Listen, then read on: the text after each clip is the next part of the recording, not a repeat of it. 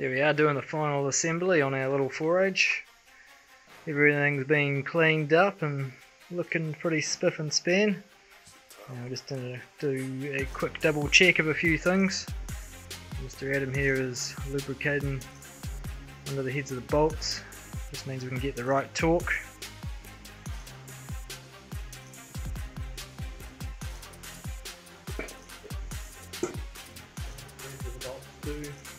And yep, the threads of the bolts. We're just going to use the factory 4H main bolts on this build. I don't really see a need to do anything crazy and put some bigger ones in there.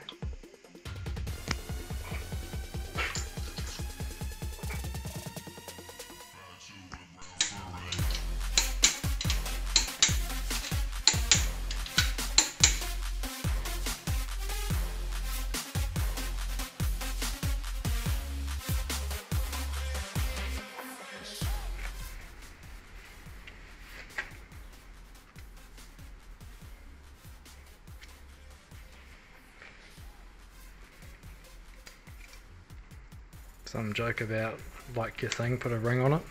Fucking righto, Beyonce. Have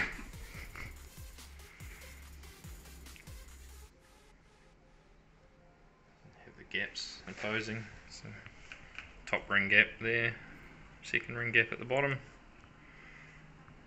Just helps so you don't have two gaps in the same position and then having the two corners, all the rings running in the same place in the bore. The rings do move when the engine's running, but just for running it in, it's nice to have them spaced evenly apart. And you've already checked the gaps on the rings, right? Yep, so 4.5 there per inch of bore, which is pretty standard. So 81mm bores, 3.4 inches, 3.4 times 0.0045. It's like 14.3 or something along those lines, and they've all got 15th hour gap. Plenty of gap. We can see here our freshly machined deck and freshly honed bores all ready to go.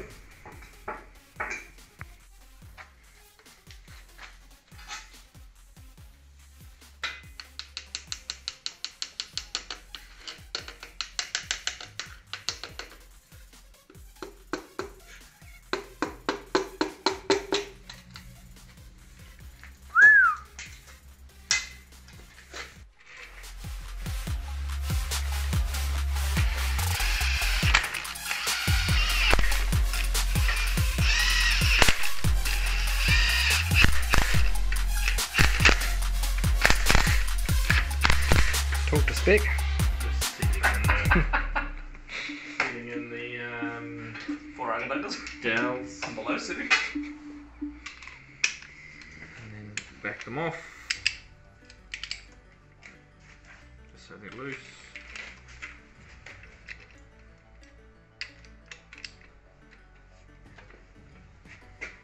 And then we get our rod bolt stretch gauge again.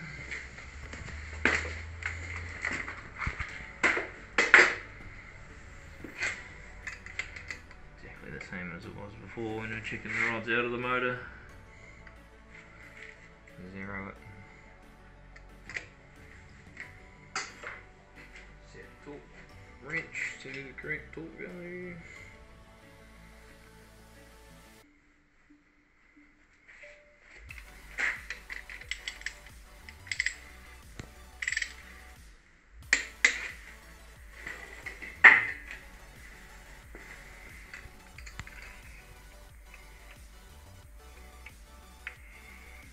Okay, 6 hour stretch, bang on the money. While we're waiting on the head to get finished and a few other bits and pieces, thought I might as well give it a paint and make it look all flash.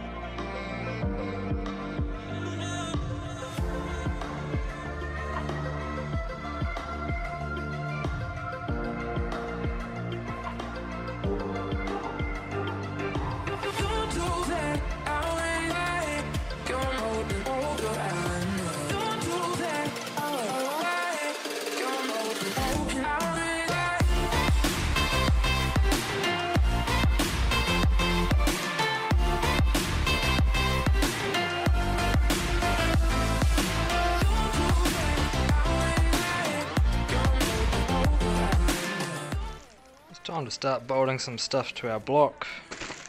When it comes to gaskets and seals, there's really only one choice: genuine Toyota. Should come with everything. It's almost certainly going to be correct. It's cheap enough. Don't know why you'd use anything else. Just got the head back from Adam.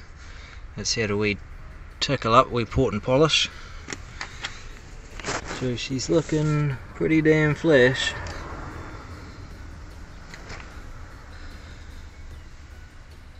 Hopefully she makes some horsepower.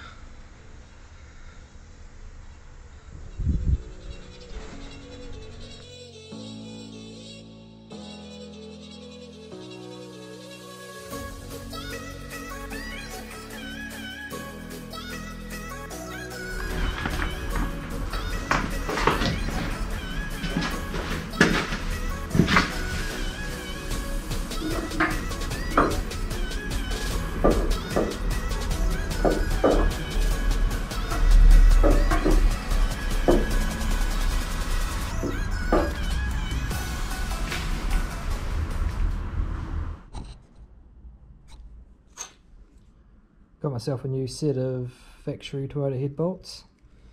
I was deliberating whether to upgrade to ARPs or stick with factory ones, so I rang up the local Toyota dealer. They said, oh, $18.50. I thought that's pretty bloody reasonable, I'll get a set of those. Turns out it was $18.50 each, so 180 bucks as opposed to 300 bucks for ARPs. So in hindsight I would have gone for ARPs, but no, I've got these now, so we'll roll with them. They'll be fine for this build. The only thing is, if the head ever comes off and these can't be reused, is there a torque to yield bolt. So what we'll do, some oil, and we'll coat the threads and under the head.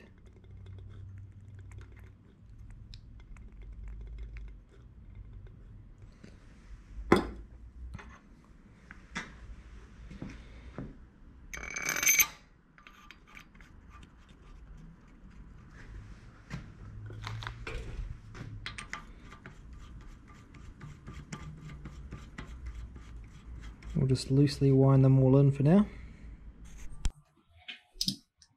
So we've got our head bolts loosely wound in. So now what we want to do is tighten them up to 29 Newton meters, which is actually very low.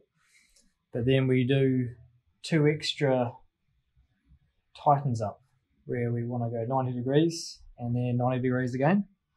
So we'll tighten these up to 30, and then I'll put a mark on them, all facing the same direction. And that way we can keep track of which ones we've turned 90 degrees.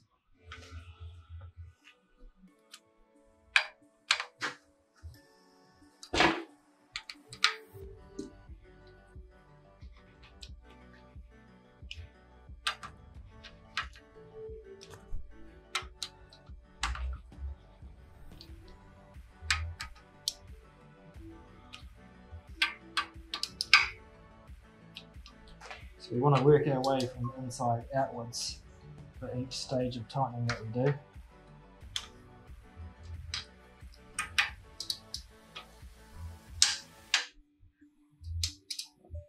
Maybe a bit too much on that one.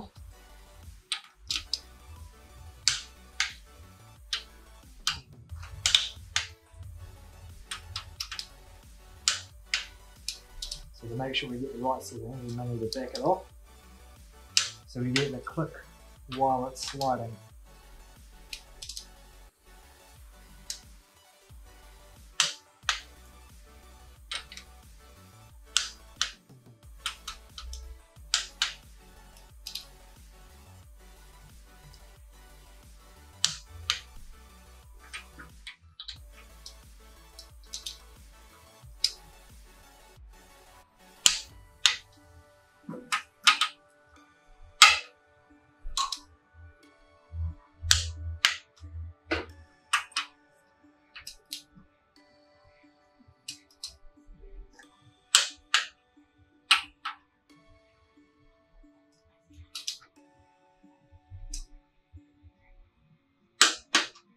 I'll just go back over all of them, make sure I didn't miss any.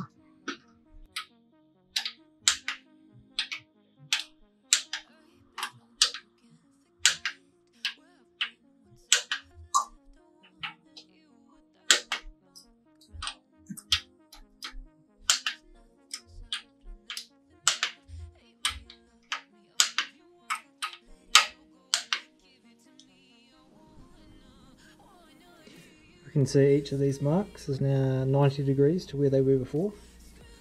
So that's the first stage of 90 degrees done.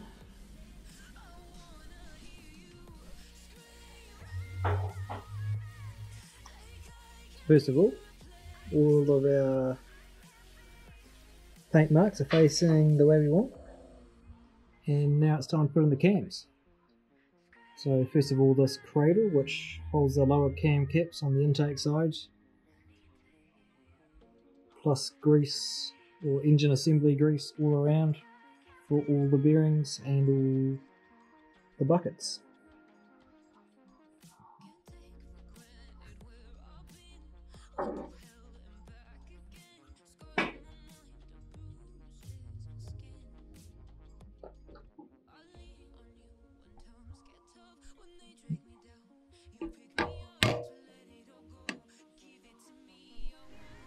Here's our sump, which has a whole lot of yuckiness in it. I've left some engine degreaser soaking in here for a couple of days, so hopefully it'll come off pretty easy.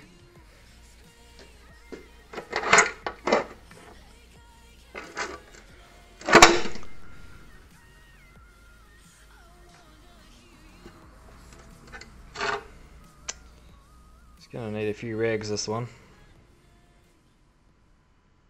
One important thing I forgot to mention is once the cams are bolted down, we want to double check all the valve clearances. With this motor here, they actually needed a bit of tweaking, so when the bolt gets pulled down onto the head, the clearances can change. So I just had to pull out a couple of the shims and get them tickled up. Quite a common thing on certain engines, but apparently rare in a 4H, but there we go. Anyway, put them back in and now we're all good. I've also painted up valve covers, looking nice and black. Installed a few other bits and pieces, alternator, engine mount, distributor,